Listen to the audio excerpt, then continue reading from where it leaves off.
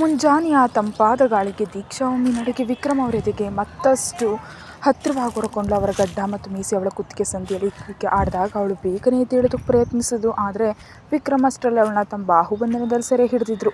ಅವಳನ್ನ ಹಾಗೆ ತಬ್ಬಿ ಹಿಡ್ಕೊಂಡು ಮಂಚದ ಪಕ್ಕದಲ್ಲಿದ್ದ ಕಿಟಕಿಯನ್ನು ತೆರೆದ್ರು. ಮಂಜಿನಲ್ಲಿ ಮಿಂದು ಮಲಗಿರೋ ಕುಂಕುಮ ಕೇಸರಿ ಹೂಗಳನ್ನ ನೋಡೋದಕ್ಕೊಂದು ವಿಶೇಷ ಅಂದ ಇತ್ತು. ಬೆಳಗಾಗಿದ್ರು ಮಂಜು ಮುಚ್ಕೊಂಡಿದ್ರಿಂದ ಸಮಯ ತಿಳಿತಿರಲಿಲ್ಲ. ಕಿಟಕಿಯಿಂದ ನುಗ್ಗಿ ಬರ್ತಿದ್ದಂತಹ ತಣ್ಣನೆಯ ಗಾಳಿಗೆ ಅವರು ಒಟ್ಟಿಗೆ ನಡುಗಿದ್ರು. ಮೆಲ್ಲನೆ ಕಿಟಕಿ ಮುಚ್ಚಿದ್ರು. ನಂತರ ದೀಕ್ಷಾಳ ಮುಖವನ್ನು ನೋಡಿದಾಗ ಅವಳ ಕಣ್ಣುಗಳಲ್ಲಿ ಆ ಕ್ಷಣ ತಾನು ಮಾತ್ರ ತುಂಬಿಕೊಂಡಿರುವಂಥವರಿಗೆ ಅನ್ನಿಸ್ತು. ವಿಕ್ರಮ್ ಪ್ರೀತಿಯಿಂದ ಅವಳನ್ನು ಚುಂಬಿಸ್ದ. ಕಣ್ಣುಗಳನ್ನ ಮುಚ್ಚಿ ಅವಳು ಆ ಚುಂಬನವನ್ನು ಸ್ವೀಕರಿಸಿದ್ಲು. ಮರಗಟ್ಟೋ ಚಳಿಯಲ್ಲೂ ಇಬ್ಬರ ಶರೀರಗಳು ಬಿಸಿಯಾದವು. ಮತ್ತೆ ಅವರುಗಳಲ್ಲಿ ಮಿಂದೆದ್ರು. ಕೊನೆಗೊಂದು ಸುದೀರ್ಘ ನಿಟ್ಟುಸಿರು ನನಗೆ ಅವಳ ಮೇಲೆ ವಾಲೆ ಮಲಗಿದ್ರು. ತುಂಬಿದ ಸಂತೋಷದಿಂದ ತನ್ನ ಪ್ರಾಣಪ್ರಿಯನನ್ನ ಎದೆಗಪ್ಪಿಕೊಂಡ ದೀಕ್ಷಾ ಮತ್ತೆ ನಿದ್ದೆಗೆ ಜಾರದ್ಲು. ತಿರುಗಿ ಹೊರಡುವಾಗ ಕೇಸರಿ ಗದ್ದೆಯಲ್ಲಿ ಕೆಲಸ ಮಾಡೋರಿಗೆಲ್ಲ ಬೇಸರ ಆಯಿತು. ಇಷ್ಟು ದೊಡ್ಡ ವ್ಯಕ್ತಿಗಳು ಇಷ್ಟೊಂದು ಪ್ರೀತಿಯಿಂದ ತಮ್ಮೊಂದಿಗೆ ಬೆರೆತಿದ್ದವರಿಗೆಲ್ಲ ಇದೇ ಮೊದಲ ಅನುಭವವಾಗಿತ್ತು. ಅವರೆಲ್ಲರೂ ಆರ್ಥಿಕವಾಗಿ ಸಹಾಯವನ್ನು ಮಾಡಿ ವಿಕ್ರಮ್ ಮತ್ತು ದೀಕ್ಷಾ ಹೊರಡೋದಕ್ಕೆ ಸಿದ್ಧರಾದರು. ಟ್ಯಾಕ್ಸಿ ಹತ್ತೋ ಮುನ್ನ ಎಲ್ಲರನ್ನ ನೋಡಿ ಅವರಿಬ್ಬರು ಕೈ ಬೀಸಿದ್ರು. ಕಣ್ಣಲ್ಲಿ ನೀರು ತುಂಬಿಕೊಂಡು ನಗ್ನಗ್ತಾ ಕೈ ಬೀಸ್ತಿದ್ದ ಜನರನ್ನ ನೋಡಿ ಅವರಿಬ್ಬರ ಮನಸ್ಸು ತುಂಬಿ ಬಂತು. ಮತ್ತೊಮ್ಮೆ ಕಣ್ಣು ಹಾಯಿಸಿದಷ್ಟು ದೂರದವರೆಗೆ ಹರಡ್ಕೊಂಡಿದ್ದ ಕೇಸರಿ ಗದ್ದೆಗಳನ್ನ ನೋಡಿದ್ರು. ಆ ನೀಲಿ ಹೂಗಳು ಮತ್ತು ಅವುಗಳ ಸುಗಂಧ ಮನಸ್ಸು ಮತ್ತು ಶರೀರದಲ್ಲಿ ತುಂಬಿಕೊಂಡಂತೆ ಅವರಿಗೆ ಅನ್ನಿಸ್ತು. ನಿನ್ನೆಯ ಪೌರ್ಣಿಮೆಯ ರಾತ್ರಿ ಆ ಹೂಗಳ ಅಂದವನ್ನು ಸವಿತಾ ತನ್ನ ಪ್ರಾಣಪ್ರಿಯನೊಂದಿಗೆ ಪ್ರೇಮ ಹಂಚಿಕೊಂಡ ಕ್ಷಣಗಳನ್ನು ನೆನಪಿಸಿಕೊಂಡಾಗ ದೀಕ್ಷಾಳ ತುಟಿಗಳಲ್ಲಿ ಸುಂದರವಾದ ನಗು ಅರಳಿತು. ಕುಂಕುಮ ಕೇಸರಿ ಹೂಗಳಿಗಿಂತಲೂ ಸುಂದರವಾದ ಒಂದು ನಗು ಅದು. ತನ್ನನ್ನು ತಾನು ಮರೆತು ಯಾವ ಲೋಕದಲ್ಲೋ ಇರೋಳನ್ನು ವಿಕ್ರಮ್ ಒಮ್ಮೆ ನೋಡಿದ್ರು. ಅವಳ ತುಟಿ ಮೇಲಿನ ನಗು ಕಂಡ ತಕ್ಷಣ ಅದರ ಕಾರಣ ಅವರಿಗೆ ಅರ್ಥವಾಯಿತು. ಅವ್ರ ಮೆಲ್ಲನೆ ಅವಳನ್ನ ತಟ್ಟಿದ್ರು. ಆ ಸ್ಪರ್ಶಕ್ಕೆ ದೀಕ್ಷಾ ಎಚ್ಚರ ಆದ್ಲು. ಏನಿದು ಈ ನಗು? ವಿಕ್ರಮ್ ಅವ್ರ ಕಣ್ಣುಗಳನ್ನ ಅವಳು ಪ್ರೀತಿಯಿಂದ ನೋಡಿದ್ಲು. ಉಫ್, ಏನು ಊಟ ಇದೆಯಲ್ಲ, ನಿನ್ನ ಕಣ್ಣುಗಳು ಒಂದು ಸಮುದ್ರ ಏನೋ ಅಂತ ಅನ್ಸುತ್ತೆ ದೀಕ್ಷಾ. ಓಹೋ, ಯಾವಾಗ ಕವಿ ಆದಿದ್ದು ನೀವು? ಸಿಂಪಲ್, ನಿನ್ನ ಕಂಡ ದಿನದಿಂದಲೇ. ಆದರೆ ಅದನ್ನು ತೋರಿಸ್ಕೊಳ್ಳೋದಕ್ಕಾಗಲಿಲ್ಲ ಅಷ್ಟೇ. ವಿಕ್ರಮ್ ಯಾವಾಗಲೂ ಅಷ್ಟೇ ಅಲ್ವೇ, ಎಲ್ಲವನ್ನ ಮನಸ್ಸಿನಲ್ಲಿ ಇಟ್ಕೊಳ್ತಾರೆ. ನಿಮ್ಮ ಪ್ರೀತಿಯನ್ನು ಅನುಭವಿಸೋದಕ್ಕೆ ನಾನು ಎಷ್ಟು ಕಾಲ ಕಾಯಬೇಕಾಯಿತು ಗೊತ್ತಾ? ಅವಳು ಹಾಗೆ ಹೇಳುವಾಗ ಅವಳ ಕಣ್ಣುಗಳು ತುಂಬಿ ಬಂದವು. ವಿಕ್ರಮ್ಗೂ ತುಂಬ ನೋವಾಯಿತು. ಅವಳ ಈ ಪ್ರಶ್ನೆಗೆ ಅವರ ಬಳಿ ಉತ್ತರ ಇರಲಿಲ್ಲ. ನಿಜವೇ, ಮನಸ್ಫೂರ್ತಿ ಅವಳ ಮೇಲಿನ ಪ್ರೇಮ ತುಂಬಿಕೊಂಡಿದ್ರು. ಹೊರಗಡೆ ಮಾತ್ರ ಕೋಪದ ನಾಟಕ ಆಡಿದವರು ಅವರು. ನೋವಿನಿಂದ ಅವರು ಹೊರಗೆ ನೋಡ್ತಾ ಕೂತರು. ಸ್ವಲ್ಪ ಸಮಯ ಅವರ ನಡುವೆ ಮೌನ ಆವರಿಸ್ತು. ತಮ್ಮ ಹೆಗಲನ್ನು ಗಟ್ಟಿಯಾಗಿ ಹಿಡಿದು ದೀಕ್ಷಾ ಒಮ್ಮೆ ಅಲುಗಾಡಿಸಿದಾಗ ವಿಕ್ರಮ್ ಎಚ್ಚರಗೊಂಡ್ರು. ಅವರವಳನ್ನ ನೋಡಿದ್ರು. ಏನಾಯ್ತು ದೀಕ್ಷಾ, ನಾವು ಈಗಲೇ ಊರಿಗೆ ವಾಪಸ್ ಹೋಗ್ತಿದ್ದೀವಾ? ಮುಖ ಉಬ್ಬಿಸ್ಕೊಂಡು ಕೇಳ್ತಿದ್ದವಳನ್ನ ಕಂಡು ವಿಕ್ರಮ್ ಅವ್ರಿಗೆ ತುಂಬ ಇಷ್ಟ ಆಯಿತು. ಯಾಕೆ ಹೋಗಬಾರ್ದಾ? ನಿಮ್ಮಿಂದಾಗ ವರ್ಷಗಳಿಂದ ನನಗೆ ಒಂದು ವಿಷಯ ನಷ್ಟ ಆಗಿದೆ. ದೀಕ್ಷಾ ಪ್ಲೀಸ್, ನನಗೆ ಗೊತ್ತು ನನ್ನಿಂದಾಗ ನೀನು ತುಂಬ ನೋವು ಅನುಭವಿಸಿದ್ಯಾ ಅಂತ. ನಿನ್ನ ಅನುಮತಿ ಇಲ್ಲದೆ ನನ್ನ ಸ್ವಂತ ಮಾಡ್ಕೊಂಡವ್ ನಾನು. ಅದರ ಮೇಲೆ ಒಬ್ಬ ಹೆಣ್ಣು ಕೇಳೋದಕ್ಕೆ ಇಷ್ಟಪಡದ ಮಾತುಗಳನ್ನ ಆಡಿ ನೋಯಿಸಿದೆ. ಎಲ್ಲವೂ ನನ್ನದೇ ತಪ್ಪು. ವರ್ಷಗಳ ನಂತರ ನೀನು ಇದನ್ನು ಕೇಳಿ ನನ್ನನ್ನು ನೋಯಿಸಿದಾಗ ನನಗೆ ಅವರ ಧ್ವನಿ ಗದ್ಗದಿತವಾಯಿತು. ಅಯ್ಯೋ, ಅದಕ್ಕೆ ನಾನೀಗೇನು ಹೇಳಿಲ್ವಲ್ಲ, ನೀವ್ಯಾಕೆ ಇದನ್ನೆಲ್ಲೇ ಹೇಳಿ ಈ ರೀತಿ ಆಗ್ತಿದ್ದೀರಾ? ಮತ್ತು ನನ್ನಿಂದಾಗಿ ನಿನಗೇನೋ ನಷ್ಟ ಆಗಿದೆ ಅಂತ ಯಾಕೆ ಹೇಳಿದೆ? ಓ, ಅದಕ್ಕೆ ನೀವು ಹೀಗೆ ದುಃಖಪುತ್ರರಾದದ್ದು? ನಾನು ಉದ್ದೇಶಿಸಿದ್ದು ಎಲ್ಲ ಗಂಡ ಹೆಂಡತಿರು ಮದುವೆ ಆದಮೇಲೆ ಹೋಗೋ ಒಂದು ಜಾಗ ಇದೆಯಲ್ಲ, ಹನಿಮೂನ್. ಅದು ನಿಮ್ಮಿಂದಾಗ ನನಗೆ ಸಿಗಲೇ ಇಲ್ಲ. ಅದಕ್ಕೆ ಇನ್ನು 2 ದಿನ ಇಲ್ಲೇ ಇರೋಣ, ಹನಿಮೂನ್ ಮುಗಿಸ್ಕೊಂಡು ಹೋಗೋಣ. ದೀಕ್ಷಾ ಮಾತು ಕೇಳಿ ವಿಕ್ರಮ್ ಅವ್ರ ಕಣ್ಣುಗಳೇ ಹೊರಗೆ ಬಂದವು. ಏನಿದು ಕಣ್ಬಿಟ್ಟು ನೋಡೋದು? ಹನಿಮೂನ್ ಎಲ್ಲ ಮುಗಿಸ್ಕೊಂಡು ಊರಿಗೆ ಹೋದಾಗ ನೀನು ಹೊಟ್ಟೆ ಉಬ್ಬುತ್ತೆ ನೋಡು, ವಿಕ್ರಮ್ ತಮಾಷೆಯಾಗಿ ಹೇಳಿದರು. ದೇವರೇ, ನಿಮ್ಮನ್ನು ನಾನು ಆ 4 ಜನ ಮಕ್ಕಳಿರೋದು ಸಾಲದ? ಆ ಆಸೆ ಏನಿದ್ರು ನನ್ನ ಮಗನ ಮನಸ್ಸಿನಲ್ಲಿ ಇರಲಿ, ಸರಿನಾ? ನಮಗಿನ್ನು ನಮ್ಮ ಇಶಾನಿ ಮಗು ಆದಾಗ ಅದನ್ನು ಮುದ್ದು ಮಾಡಿ ಆಟ ಆಡಿಸೋಣ. ಓಹೋ, ಹಾಗೆ ಆಗಲಿ ದೀಕ್ಷಾ ಮಹಾರಾಣಿ. ವಿಕ್ರಮನ್ನ ಹತ್ರ ಕೇಳ್ಕೊಂಡ, ಹೇಳು ನಿನ್ನ ಆಸೆ ಏನು? ಸರೋವರದಲ್ಲಿ ಸುಂದರವಾಗಿ ಅಲಂಕರಿಸಿದ ಶಿಖರ ಬೋಟ್ನಲ್ಲಿ ನಿಮ್ಮ ಜೊತೆ ಸೇರಿ ಪ್ರಯಾಣ ಮಾಡಬೇಕು. ಆಮೇಲೆ ಗುಲ್ಮಾರ್ಗ್ನಲ್ಲಿ ಮಂಜಿನಲ್ಲಿ ನಿಮ್ಮ ಕೈ ಹಿಡಿದು ನಡಿಬೇಕು. ಸುಂದರ ಕಣಿವೆಗಳಲ್ಲಿ ಪ್ರಕೃತಿಯ ಅಂದ ಸವಿತಾ ಈ ಎದೆ ಮೇಲೆವರೆಗೆ ಕೂತ್ಕೊಳ್ಬೇಕು. ಸದ್ಯಕ್ಕಿಷ್ಟು ಸಾಕು, ಮಾಡಿಕೊಡ್ತೀರಾ ಎಂದು? ಮಾಡಿಕೊಟ್ಟೆ ಅಂತ ಕೇಳು ಅಷ್ಟೇ.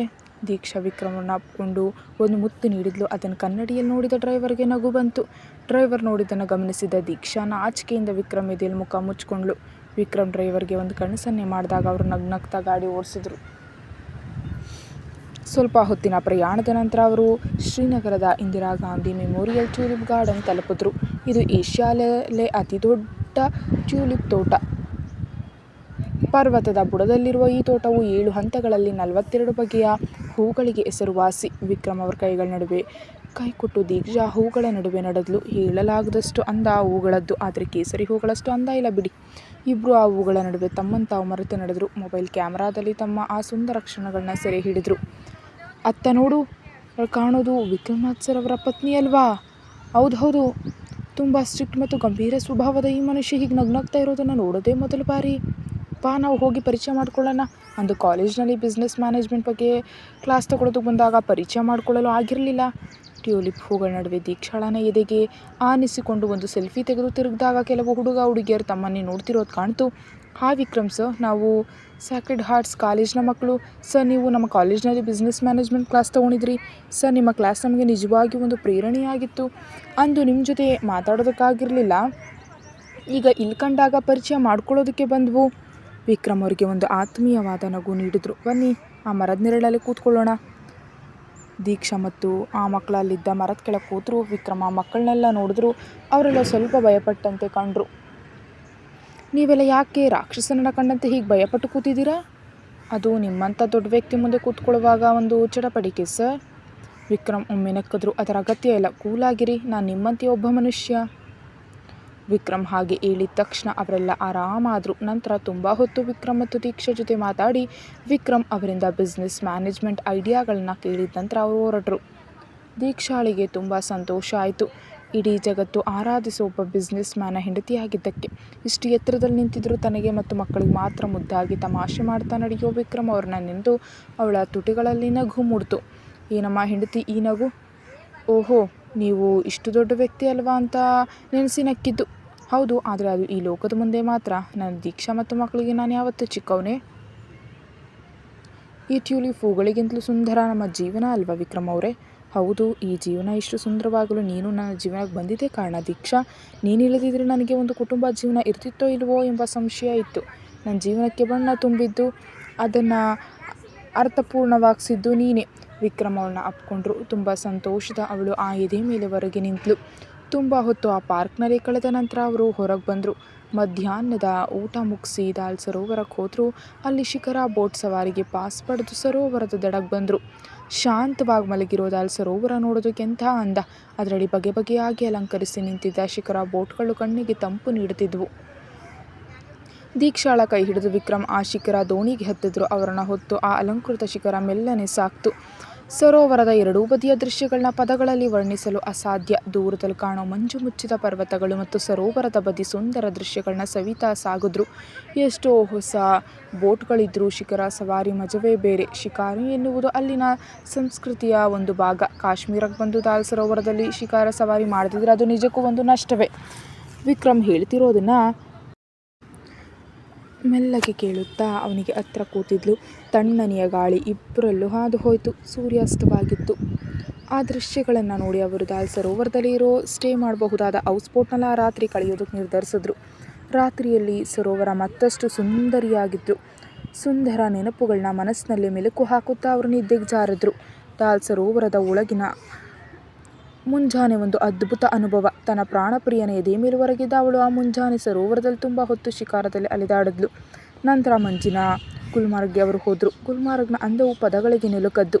ಹೀಗೆ ಕಾಶ್ಮೀರದ ಸುಂದರ ನೆನಪುಗಳನ್ನು ಹೊತ್ತು ಅವರು ಮತ್ತೆ ಹಿಂದಿರುಗಿ ಪ್ರಯಾಣ ಬೆಳೆಸಿದ್ರು. ಅಪ್ಪ ಮತ್ತು ಅಮ್ಮ ವಾಪಸ್ ಬರ್ತಿರೋ ಖುಷಿಯಲ್ಲಿ ಮಕ್ಕಳೆಲ್ಲರೂ ಇದ್ದಾರೆ. ಅವರಿಗಾಗಿ ಒಂದು ಒಳ್ಳೆ ಹಬ್ಬದ ಊಟವನ್ನೇ ಸಿದ್ಧಪಡಿಸೋ ಕೆಲಸದಲ್ಲಿದ್ದಾಳೆ ಇಶಾನಿ. ಜೊತೆಗೆ ಅವಳ ರಾಜಕುಮಾರ ಏಬಲ್ ಮತ್ತು ತಮ್ಮಂದಿರು ಇದ್ದಾರೆ. ಏಬಲ್ಗೆ ಈ ಅಡುಗೆ ಬಗ್ಗೆ ಅಷ್ಟೇನು ತಿಳಿಯದಿದ್ದರೂ ಅವನು ಇಶಾನಿ ಜೊತೆ ನಿಂತು ತರಕಾರಿ ಹೆಚ್ಚಿಕೊಡೋ ಕೆಲಸ ಮಾಡ್ದ. ಬೆಳಗ್ಗೆ ಶುರುವಾದ ಅಡುಗೆ ಕೆಲಸ 10 ಗಂಟೆ ಹೊತ್ತಿಗೆ ಮುಗೀತು. ಅಡುಗೆ ಮನೆ ಎಲ್ಲವನ್ನ ಸ್ವಚ್ಛಗೊಳಿಸಿ ಎಲ್ಲರೂ ಫ್ರೆಶ್ ಆಗೋದಕ್ಕೆ ಹೋದರು. ಮಧ್ಯಾಹ್ನದ ವೇಳೆಗೆ ವಿಕ್ರಮ್ ಮತ್ತು ದೀಕ್ಷಾ ಬಂದರು. ಅವರನ್ನು ಕಂಡ ತಕ್ಷಣ ಇಶಾನಿ ಮತ್ತು ಏಬಲ್ ಓಡ್ ಹೋಗಪ್ಕೊಂಡ್ರು. ಮುಖ ಉಬ್ಬಿಸ್ಕೊಂಡು ಸುಳ್ಕೋಪ ತೋರಿಸಿ ನಿಂತಿದ್ದ 3 ಮಕ್ಕಳನ್ನು ಕಂಡು ದೀಕ್ಷಾ ಮತ್ತು ವಿಕ್ರಮ್ಗೆ ನಗು ಬಂತು. ಅವರು ಆ ಮಕ್ಕಳನ್ನು ಗಮನಿಸದಂತೆ ಇಶಾನಿ ಮತ್ತು ಏಬಲ್ ಜೊತೆ ಮಾತಾಡ್ತಾ ಒಳಗೆ ಹೋದರು. ತಮ್ಮನ್ನು ಯಾರೂ ಗಮನಿಸ್ತಿಲ್ಲ ಅಂತ ಕಂಡು ಆ 3 ಮುಖ ಮತ್ತಷ್ಟು ಉಬ್ಬಿ ಈಗಲೋ ಆಗಲೋ ಸಿಡಿಯುವಂತಾಯಿತು. ಅದನ್ನು ಕಂಡು ವಿಕ್ರಮ್ ಮತ್ತು ದೀಕ್ಷಾ ಮತ್ತೆ ಅವರ ಕಡೆ ನೋಡದೆ ಇಶಾನಿ ಮತ್ತು ಏಬಲ್ ಹತ್ರ ಮಾತನ್ನು ಮುಂದುವರಿಸಿದ್ರು. ತಕ್ಷಣವೇ 3 ಮಕ್ಕಳು ಒಟ್ಟಿಗೆ ಜೋರಾಗಿ ಅಳೋದಕ್ಕೆ ಶುರು ಮಾಡಿದ್ರು. ಅದನ್ನು ಕಂಡು ದೀಕ್ಷಾ ಮತ್ತು ವಿಕ್ರಮ್ ಅವ್ರ ಹತ್ರ ಓಡಿದ್ರು. ಬೇಡ, ನಮ್ಮ ಹತ್ರ ಮಾತಾಡಬೇಡಿ, ನಮ್ಮನ್ನು ಬಿಟ್ಟು ಹೋದ್ರಲ್ಲ, ಬಂದ ಮೇಲೂ ನಮ್ಮನ್ನು ಗಮನಿಸ್ಲಿಲ್ವಲ್ಲ. ಅವರು ಒಬ್ಬೊಬ್ಬರೇ ದೂರು ನೀಡತೊಡಗಿದ್ರು. ಕೊನೆಗೆ ವಿಕ್ರಮ್ 3 ಹಿಡಿದು ಆಡೋದಕ್ಕೆ ಶುರು ಮಾಡಿದಾಗ ಬೇಸರ ಹೋಗಿ ನಗು ಶುರುವಾಯಿತು. ಕೊನೆಗೆಲ್ಲರೂ ನಕ್ಕು ಸುಸ್ತಾಗಿ ಕೂತರು. ಅಪ್ಪ ಅಮ್ಮ ಹೋಗಿ ಫ್ರೆಶ್ ಆಗಿ ಬನ್ನಿ, ನಾವು ನಿಮಗಾಗಿ ಸ್ಪೆಷಲ್ ಊಟ ಮಾಡಿದ್ದೀವಿ. ಹೌದಾ, ಹಾಗಿದ್ರೆ ಬೇಗ ಬರ್ತೀವಿ. ವಿಕ್ರಮ್ ಮತ್ತು ದೀಕ್ಷಾ ರೂಮಿಗೆ ಹೋದರು. ರೂಮಿಗೆ ಬಂದ ದೀಕ್ಷಾ ರೂಮನ್ನೊಮ್ಮೆ ಕಣ್ಣಾಡಿಸಿದ್ಲು. ಏನು ದೀಕ್ಷಾ ಹಾಗೆ ನೋಡ್ತಿರೋದು? ಈ ರೂಮ್ನಲ್ಲಿರೋ ನೆಮ್ಮದಿ ಜಗತ್ತಿನ ಬೇರೆಲ್ಲೂ ಸಿಗೋದಿಲ್ಲ ಅಲ್ವಾ ಅಂತ ನೆನೆಸ್ದೆ. ಒಂದು ಕಾಲದಲ್ಲಿ ಈ ಮನೆ ನನಗೆ ಒಂದು ಜೈಲಾಗಿತ್ತು. ಆ ಜೈಲಿನಲ್ಲಿ ಇದ್ದವಳು ಈಗ ಈ ಮನೆಯ ಸರ್ವಾಧಿಕಾರಿಯಾಗಿ ಬದಲಾದದ್ದು ಒಂದು ಕನಸಿನಂತೆ ಅನ್ನಿಸ್ತಿದೆ. ನನಗೆಲ್ಲಕ್ಕಿಂತ ಇಷ್ಟದ ಜಾಗ ಯಾವುದು ಅಂತ ಕೇಳಿದ್ರೆ ಕಣ್ಣು ಮುಚ್ಚಿ ಹೇಳಿವೆ, ಅದು ಈ ಮನೆ ಅಂತ. ವಿಕ್ರಮ್ ಒಮ್ಮೆ ನಗ್ತಾ ನಂತರ ಅವಳ ಕಣ್ಣುಗಳನ್ನ ನೋಡಿದ್ರು. ದೀಕ್ಷಾ, ಹಿಂದೊಮ್ಮೆ ನಾನು ನಿನಗೆ ಹೇಳಿದ್ದೆ ವಿಕ್ರಮ್ನ ಈ ಜೈಲಿನಿಂದ ನೀನು ಮುಕ್ತಿ ಇಲ್ಲ ಅಂತ ಅಂದು. ಅದು ನಿನಗೆ ಜೈಲಾಗಿತ್ತು, ಆದರೆ ಇಂದು ಆ ಜೈಲನ್ನು ನೀನು ಪ್ರೀತಿ ಮಾಡ್ಕೊಂಡಿದ್ಯಾ, ಕಾಳಜಿಯಿಂದ ಬದಲಾಯಿಸಿದ್ಯಾ. ನಮ್ಮ ಪ್ರೀತಿಯನ್ನು ಹೆಚ್ಚಲು ನಮ್ಮ ಮಕ್ಕಳಿದ್ದಾರೆ. ಜೀವನ ಪೂರ್ಣಗೊಂಡಿದೆ ದೀಕ್ಷಾ. ಯಾರೂ ಇಲ್ಲದೆ ಒಬ್ಬನೇ ಬದುಕ್ತಿದ್ದವನಿಗೆ ದೇವರು ಕೊಟ್ಟ ನಿಧಿಗಳು ನೀವು. ವಿಕ್ರಮ್ ಅವ್ರ ಕಣ್ಣುಗಳು ತುಂಬಿ ಬಂದರು. ವಿಕ್ರಮ್ ಅವರೇ, ಹೇ ಏನಿಲ್ಲ, ನಾನು ಸರಿ ಇದ್ದೀನಿ. ಏನೋ ಒಂಥರ ಭಾವುಕನಾದೆ. ದೀಕ್ಷಾ, ನಮ್ಮ ಜಗಳ, ಪ್ರೀತಿ, ವಿರಹ, ಮಿಲನ ಎಲ್ಲದಕ್ಕೂ ಈ ಮನೆ ಸಾಕ್ಷಿ. ಹಾಗಾಗಿ ನಿನಗೆ ಹೇಗೋ ಹಾಗೆ ನನಗೂ ಈ ಮನೆ ಅತಿ ಪ್ರಿಯವಾದದ್ದು. ಕೊನೆಗೆ ಉಸಿರು ನಿಂತಾಗಲೂ ನನಗೆ ಈ ಮಣ್ಣಿನಲ್ಲಿ ಮಲಗಬೇಕು, ಅದು ಕೂಡ ನೀನು ನೆಟ್ಟು ಬೆಳೆಸಿದ ಆ ಮರದ ಕೆಳಗೆ. ವಿಕ್ರಮ್ ಅವರೇ ಸಾಕು, ಈಗ ಯಾಕಿದೆಲ್ಲ ಹೇಳ್ತಿದ್ದೀರಿ? ನನ್ನ ಒಬ್ಬಳನ್ನಾಗ್ಬಿಟ್ಟು ಹೋಗೋದಕ್ಕೆ ನಿಮ್ಗೆ ಅಷ್ಟು ಅವಸರವೇ? ಒಬ್ಬಳ ನಾನು ಹೋದ್ರೆ ನಮ್ಮ ಮಕ್ಕಳು ನೀನು ಹೂವಿನಂತೆ ನೋಡ್ಕೊಳ್ತಾ ದೀಕ್ಷಾ. ಆದರೆ ನೀನಿಲ್ಲದೆ ಸಾವಿನೇರೋ ನನಗಿರೋದಕ್ಕಾಗಲ್ಲ. ಅಷ್ಟೊಂದು ನಿನ್ನ ಮೇಲೆ ನಾನು ಅಡಿಕ್ಟ್ ಆಗಿದ್ದೀನಿ. ನನ್ನ ಸ್ವಾರ್ಥ ಅಂತ ತಿಳಿಬೇಡ. ನಾನು ಸಾಯುವಾಗೂ ನನ್ನ ಜೊತೆ ನೀನು ಇರಬೇಕು ಅಂತ ನಾನು ಪ್ರಾರ್ಥಿಸ್ತೀನಿ. ವಿಕ್ರಮ್ ಅವರೇ, ಅವರ ಎದೆ ಮೇಲುವರೆಗೆ ಅವಳು ಬಿಕ್ಕಳಿಸಿದ್ಲು. ಕಳಿಸಿದ್ಲು. ಹೇ ದೀಕ್ಷಾ, ಅಳಬೇಡ ಮಗು, ನಾನು ಮನಸ್ಸಿನಲ್ಲಿದ್ದನ್ನು ಹೇಳಿದೆ ಅಷ್ಟೇ.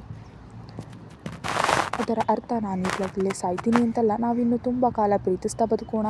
ಈಶಾನಿ ಮಕ್ಕಳನ್ನೆಲ್ಲ ನೋಡಿ, ನಮ್ಮ ಈ ಕೋತಿಗಳನ್ನೆಲ್ಲ ಒಂದು ದಡ ಸೇರಿಸಿ ಅವ್ರ ಮದುವೆ ಕಂಡು ಇನ್ನೂ ತುಂಬ ಕಾಲ ಬದುಕೋಣ, ಆಯಿತಾ? ಅದಕ್ಕೆ ಬೇಸರ ಬೇಡ. ಬೇಗ ಫ್ರೆಶ್ ಆಗು. ನಮ್ಮ ಮಗಳು ಮತ್ತು ಗ್ಯಾಂಗ್ ನಮಗಾಗಿ ಮಾಡಿದ ಊಟ ಸವಿಯೋಣ. ದೀಕ್ಷಾ ಒಮ್ಮೆ ತಲೆಯಾರಿಸಿ ಬಟ್ಟೆಯನ್ನು ಹಿಡಿದು ಫ್ರೆಶ್ ಆಗೋದಕ್ಕೆ ಹೋದ್ಲು. ಬಾತ್ರೂಮ್ನ ಹತ್ತು ಮುನ್ನ, ದೀಕ್ಷಾ ನಾನು ಬರಬೇಕಾ ಕಂಪ್ನಿಗೆ?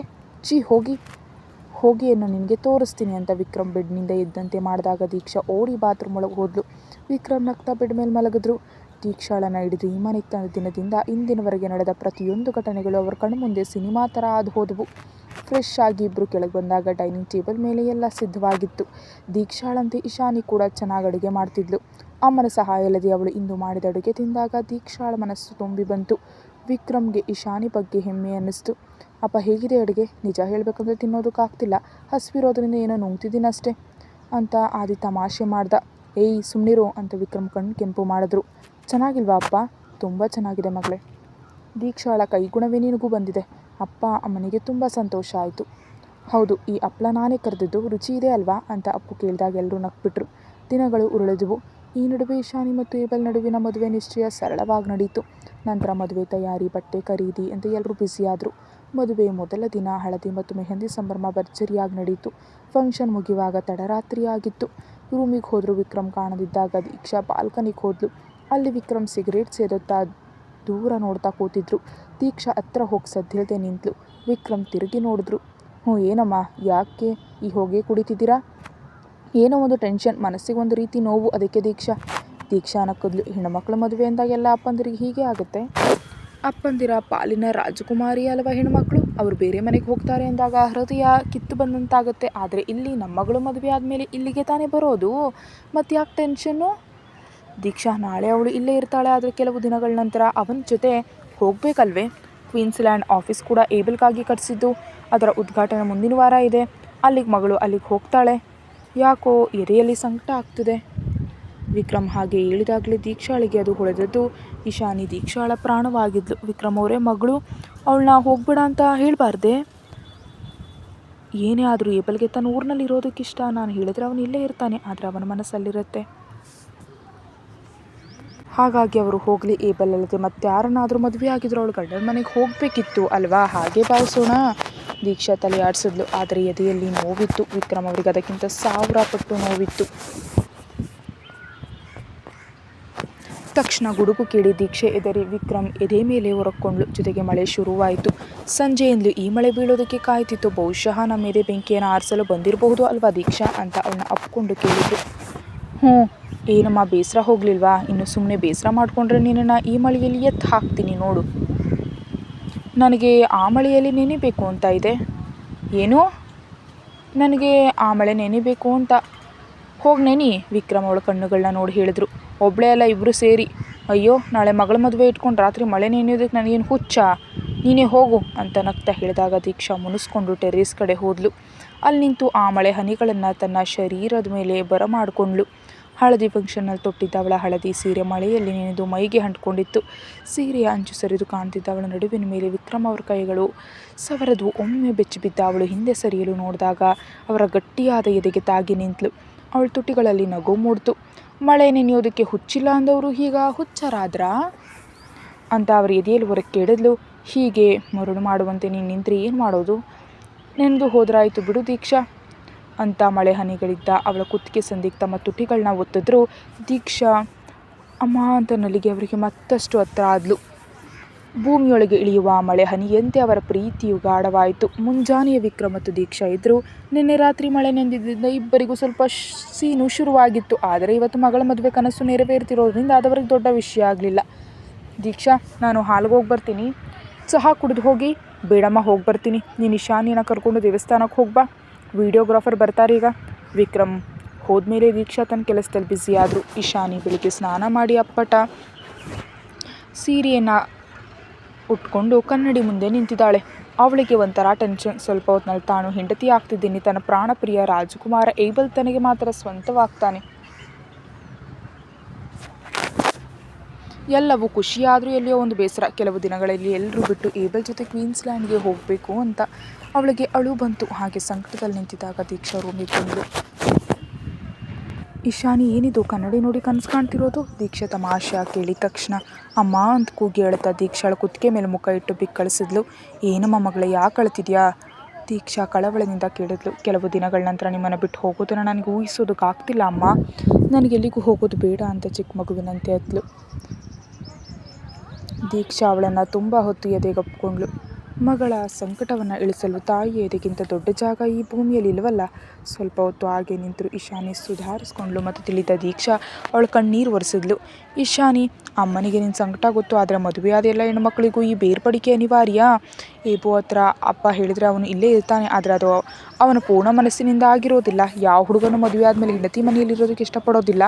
ಏಬುಗೆ ತನ್ನ ನಾಡಿನ ಮೇಲೆ ಹೆಚ್ಚು ಪ್ರೀತಿ. ನೀನು ಅದನ್ನು ಅರ್ಥ ಮಾಡ್ಕೊಳ್ಬೇಕು. ಅವನ ಜೊತೆ ಎಲ್ಲದರಲ್ಲೂ ನೀನಿರಬೇಕು. ಕ್ವೀನ್ಸ್ಲ್ಯಾಂಡ್ ಆಫೀಸ್ ಕೂಡ ಅಪ್ಪ ಅವನ ಸಲುವಾಗಿ ಕಟ್ಟಿಸಿದ್ದು. ಮದುವೆ ಆದ ತಕ್ಷಣವೇ ಹೋಗೋದಿಲ್ವಲ್ಲ, ಇನ್ನು 2 ವಾರ ಇದೆ. ಅಲ್ಲಿವರೆಗೆ ಎಲ್ಲವೂ ಸರಿಯಾಗುತ್ತೆ.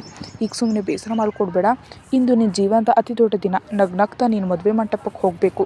ನಿನ್ನ ಕಣ್ಣಲ್ಲಿ ನೀರು ಬಂದರೆ ಅದು ಅಪ್ಪನಿಗೆ ಅತಿ ಹೆಚ್ಚು ನೋವು ಕೊಡುತ್ತೆ. ಬೇಗ ತಯಾರಾಗು, ದೇವಸ್ಥಾನಕ್ಕೆ ಹೋಗಿ ಬರೋಣ. ಅಮ್ಮನ ಮಾತುಗಳು ಇಶಾನಿಗೆ ಧೈರ್ಯ ನೀಡಿದ್ವು. ಅವಳು ಅಮ್ಮನ ಜೊತೆ ದೇವಸ್ಥಾನಕ್ಕೆ ಹೋದ್ಲು. ಮಹಾದೇವನ ಮುಂದೆ ಕೈ ಮುಗಿದು ಬೇಡ್ಕೊಂಡಾಗ ಅವಳಿಗಿದ್ದ ಒಂದೇ ಕೋರಿಕೆ, ನನ್ನ ಅಪ್ಪ ಅಮ್ಮನಂತೆ ನಾನು ಯಾವತ್ತೂ ಏಬಲ್ ಜೊತೆ ಇರಬೇಕು ಅಂತ. ವಿಕ್ರಮ್ ಮತ್ತು ದೀಕ್ಷಾಳಂತೆ ಆಗಲು ಸಾಧ್ಯವಿಲ್ಲ ಎಂಬುದು ಅವಳಿಗೆ ಗೊತ್ತು. ಯಾಕಂದರೆ ಅವರು ಎಲ್ಲದರಲ್ಲೂ ಎಕ್ಸ್ಟ್ರೀಮ್. ಆದರೂ ಅವರಂತೆ ಬದುಕಬೇಕೆಂಬ ಆಸೆ ಅವಳದ್ದು. ದೇವಸ್ಥಾನದಿಂದ ಹೊರ ಬಂದಾಗ ವಿಡಿಯೋಗ್ರಾಫರ್ ಕಾಯ್ತಿದ್ದ. ಜೊತೆಗೆ ಅವಳ ತಮ್ಮಂದಿರು ಇದ್ದರು. ಅಲ್ಲಿ ಒಂದಿಷ್ಟು ವಿಡಿಯೋ ಶೂಟ್ ಮುಗಿಸಿ ಮನೆಗೆ ಬಂದಾಗ ದೀಕ್ಷಾಳ ಅಣ್ಣ ದರ್ಶನ್, ಅಮ್ಮ, ಅವರ ಕುಟುಂಬ ಎಲ್ಲ ಬಂದಿದ್ದರು. ದರ್ಶನ್ ಫ್ಯಾಮಿಲಿ ಆಸ್ಟ್ರೇಲಿಯಾದಲ್ಲಿದ್ದರು. ವರ್ಷಗಳ ನಂತರ ಊರಿಗೆ ಬಂದಿದ್ದರು. ಅಮ್ಮನನ್ನು ಅಪ್ಕೊಂಡು ದೀಕ್ಷಾ ಅತ್ತೇ ಬಿಟ್ಲು. ಏನಮ್ಮ ದೀಕ್ಷಾ, ಇದು ಇಂದು ಮಗಳ ಮದುವೆ ಇಟ್ಕೊಂಡು ನೀನು ಅಳೋದಾ ಅಂತ ದರ್ಶನ್ ಅವಳ ತಲೆ ಸವರಿ ಸಮಾಧಾನ ಪಡಿಸಿದ್ರು.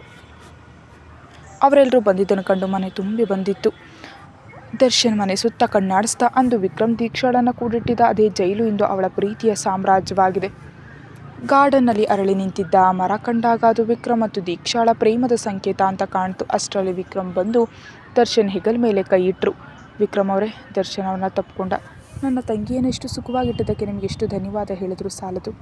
ದರ್ಶನ್, ನಾನು ಅವಳನ್ನಲ್ಲ, ಅವಳೇ ನನ್ನ ಸಂತೋಷವಾಗಿಟ್ಟಿರೋದು. ಅವಳಂಥ ನಿಧಿಯನ್ನು ನಾನು ಕೊಟ್ಟಿದ್ದಕ್ಕೆ ನಾನು ನಿನಗೆ ಧನ್ಯವಾದ ಹೇಳಬೇಕು. ಮನೆಯಲ್ಲಿ ಇಶಾನಿಗೆ ಸೌಮ್ಯವಾದ ಮೇಕಪ್ ಮಾಡಲಾಗಿತ್ತು.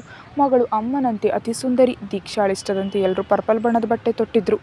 ಇಶಾನಿ ಪರ್ಪಲ್ ಬಣ್ಣದ ಕಾಂಚೀಪುರಂ ಸೀರೆಯಲ್ಲಿ ದೇವತೆಯಂತೆ ಇದ್ಲು. ವಿಕ್ರಮ್ ರೂಮಿಗೆ ಬಂದಾಗ ದೀಕ್ಷಾ ಸೀರೆ ಉಟ್ಟು ನಿಂತಿದ್ಲು. ಅವಳು ಯಾವುದೇ ಒಡವೆ ಇಲ್ಲದೆಯೂ ಅತ್ತಿಯವ ಸುಂದರಿಯಾಗಿ ಕಂಡ್ಲು. ವಿಕ್ರಮ್ ಅವಳನ್ನೇ ದಿಟ್ಟಿಸಿ ನೋಡ್ದ. ಏನು ಹಾಗೆ ನೋಡ್ತಿರೋದು? ನನ್ನ ಹೆಂಡತಿ ತುಂಬ ಸುಂದರವಾಗಿದ್ದಾಳೆ. ಅದಕ್ಕೆ ಸರಿ ಸರಿ, ಬೇಗ ತಯಾರಾಗಿ ಕೆಳಗೆ ಬನ್ನಿ, ಕ್ಯಾಮರಾಮ್ಯಾನ್ ಕರೀತಿದ್ದಾರೆ. ದೀಕ್ಷಾ, ಸ್ವಲ್ಪ ಒಡವೆ ಹಾಕೊಳ್ಬಾರ್ದೆ? ನನಗೆ ನನ್ನ ಈ ಗಂಡ ಕಟ್ಟಿದ ತಾಳಿ ಒಂದೇ ಸಾಕು ಅಂತ ನಗ್ತಾಳು ಹೊರಗೆ ಹೋದ್ಲು. ಮದುವೆ ಹಾಲ್ನಲ್ಲಿ ವಾದ್ಯ ಮೇಳಗಳೊಂದಿಗೆ ಏಬಲ್ನನ್ನು ಸ್ವಾಗತಿಸಿ ಮಂಟಪದಲ್ಲಿ ಕೂರಿಸಲಾಯಿತು. ಪರ್ಪಲ್ ಕುರ್ತಾ ಮತ್ತು ಗೋಲ್ಡನ್ ಬಟ್ಟೆಯಲ್ಲಿ ಅವನು ತುಂಬ ಮುದ್ದಾಗಿ ಕಂಡ. ಇಶಾನಿ ಬಂದಾಗ ಅವಳನ್ನ ಏಬಲ್ ಪಕ್ಕ ಕೂರಿಸಲಾಯಿತು. ಶುಭ ಮುಹೂರ್ತದಲ್ಲಿ ಏಬಲ್ ಇಶಾನಿಯ ಕುತ್ತಿಗೆಗೆ ತಾಲಿ ಕಟ್ತಾ ನಂತರ ಅವಳ ಹಣೆ ಮೇಲೆ ಕುಂಕುಮ ಇಟ್ಟು ಅವಳನ್ನ ತನ್ನವಳಾಗಿಸ್ಕೊಂಡ. ವಿಕ್ರಮ್ ಮಗಳ ಕೈಯನ್ನು ಏಬಲ್ ಕೈಗಿಟ್ಟು ಧಾರೆ ಎರೆದ್ರು.